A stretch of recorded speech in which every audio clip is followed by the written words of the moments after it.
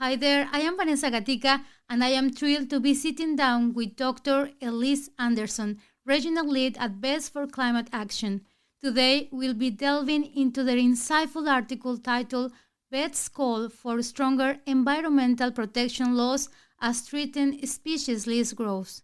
Today, we are joined by Dr. Elise Anderson, a highly experienced veterinarian with a passion for tackling climate change. With over 2 decades of diverse clinical experience across Australia and the UK, Dr. Anderson's work with Vets for Climate Action merges her professional expertise with a deep personal commitment to addressing the impact of climate change on rural communities. It is an honor to have Dr. Anderson here to shed light on the urgent need to stronger environmental regulations amidst the growing challenges faced by our wildlife. Welcome, Dr. Anderson. Thanks, Vanessa. It's really lovely to be talking to you. It's really great to having you in our show. And as a vet with extensive experience, can you elaborate on the direct impact of the climate change on Australian wildlife and the challenges it poses to their survival? Yeah, thank you. It's a really great question, and that one that concerns us really deeply at Vets for Climate Action.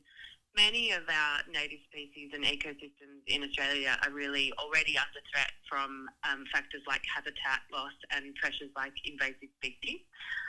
When we add climate change into that mix, it really makes the picture much more difficult for them. Climate change acts to increase the natural extremes of our already very variable climate here in Australia and adds to the risks of natural disasters like fires and floods, droughts and heat waves.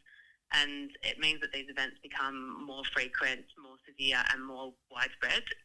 That can lead to obviously a lot of habitat loss, but also directly to animal deaths themselves. If you remember back to the horrible 2019-2020 Black Summer bushfires, it's estimated that we lost about 3 billion animals in those fires, which I'm sure everybody would be agreeing is an absolute tragedy. Unfortunately, many of our animals don't have the capacity to protect themselves or move away from danger when climate change poses risk to their habitat and the places that they live. So they're really under a lot of pressure and in some trouble. In their article highlights that Australia's environment law does not directly address climate change. In your opinion, why is this crucial for the federal government to strengthen these laws to effectively combat the increasing frequency and severity of bushfires? I think like any legislation, these environmental laws need to be updated over time. The current environmental laws that are in action federally were introduced in 1999, which means that they're over 20 years old. And times have changed a lot since then. We know now that we're feeling the effects of climate change here and now. It's no longer a hypothetical future threat. And those laws, when they were written over 20 years ago, didn't require decision makers to take into account the contribution that projects might be making to climate change. We know that the primary driver of climate change around the world is the burning of fossil fuels, and that's really contributing most strongly to global heating. But our current environment laws don't require the emissions produced by new projects like gas and coal mines to be taken into account when they go through the approvals process, even though the emissions that those projects produce are really driving climate change and fueling things like bushfires that posing a direct risk to our environment and all of our precious animal species. So that's why we really need to reform these laws and review them so that we can update them for the current circumstances and really make sure that climate change is taken into account in that process. That was very interesting, Doctor. So, Vets for Climate Action emphasize that climate change is a significant animal health and welfare issue.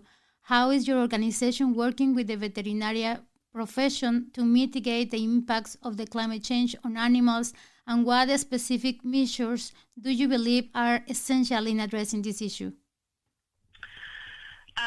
Vets for Climate Action obviously represents members of the veterinary profession. That doesn't include just vets, but also veterinary nurses, receptionists and other animal care professionals as well. We all work in this industry because we love animals, and protecting the health and welfare of animals is part of our daily job. With climate change really posing a great threat to the welfare of all different types of animals. We think it's really important for our profession to act not just to be less of a problem, but part of the solution as well. So we base our work in two areas. First of all, we try to make sure that our profession is pulling its weight in the race to get to net zero. So we have programs in place which will help members of the veterinary profession and clinics in our community to substantially reduce their emissions and their environmental footprint so that we can be part of the solution and not contribute to the ongoing climate crisis. But we also take advantage of the fact that the veterinary profession is a really highly trusted one, and we have a voice that's respected in our communities when speaking on behalf of animals for their health and welfare.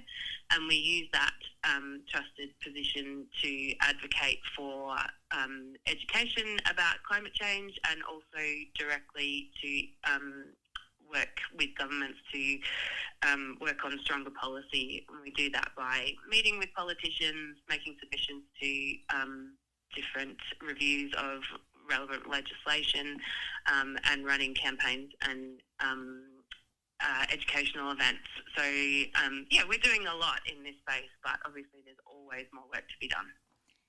If the public want to follow your activities, where they can find your articles, or you have social media applications or social media accounts? Yeah, anybody can search for Vets for Climate Action on Instagram or Facebook, or you can have a look and find out more about the work we do on our website at www.vfca.org.au. And obviously, while we are a veterinary professional-based organisation, we would love to have the support of any animal lovers anywhere. I think that loving animals is something that unites a lot of people, and so anyone who wants to see animals protected in the face of climate change is very welcome to become a supporter of Vets for Climate Action and to follow the work that we do. Oh, that's lovely. That's lovely. Definitely, there is lots of animal lovers out there. So, sure is. Yes, Australia already faces the highest mammal extinction rate globally. How do you foresee the situation worsening if federal government laws are not strengthened to protect wildlife from the effects of climate change? And what urgent actions do you recommend to prevent further decline of biodiversity? That's a really great question, Vanessa, and the loss of biodiversity around the world is something that really troubles me personally and professionally as well. Unfortunately, Australia does not have a great reputation in this area. We are a global hotspot for biodiversity loss, which is really concerning because biodiversity is important for so many different reasons, for human and animal health, for the beauty of our natural landscape, for recreation. I'm a bushwalker and a bird watcher, so plays a big role in my daily life. But also economically, if you think about industries like agriculture, they're highly impacted by loss of biodiversity. For example, we're seeing a year-by-year decline in insect numbers universally, and insects are some of the most important pollinators that are required for many of the important food crops that we rely on in our agricultural industry. So maintaining biodiversity is really vital, and if we don't address the factors that are contributing to biodiversity loss, we're just going to see that problem compounding and the effects getting worse and worse. And unfortunately, more species will end up on the threatened list. In terms of what we need to do to address that, well, there's a lot of different factors, but some of the major ones that we consider important at Vets for Climate Action are really preserving what's left of our biodiversity, and important actions in doing that would be halting land clearing and the logging of native forests. We need to work on restoring degraded ecosystems by revegetating those and also dealing with invasive pests and predators so that we can maintain the animal species that are left. But most importantly, we need to address climate change, and we can do that best by leaving fossil fuels in the ground and switching to clean, renewable energy, and not adding more fuel to the fire that's driving global warming. But really, if we're going to do all of those things, we need strong federal environmental laws to ensure that all of those actions can happen.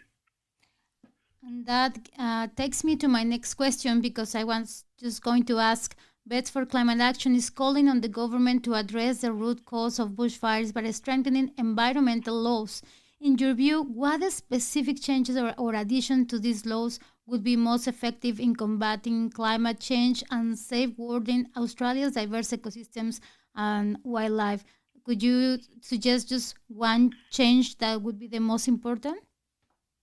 Yeah, well, I think really the most important thing is that climate change needs to be put at the forefront of that legislation. At the moment, contributions of projects via fossil fuel emissions aren't required to be considered in environmental approvals, and so that's the most vital factor in making sure that the legislation can help us to maintain a safe and livable climate. So, yeah, ensuring that is considered in the decision-making process is by far and away the most important change that our government can make. And they've got a really great opportunity to do that right now.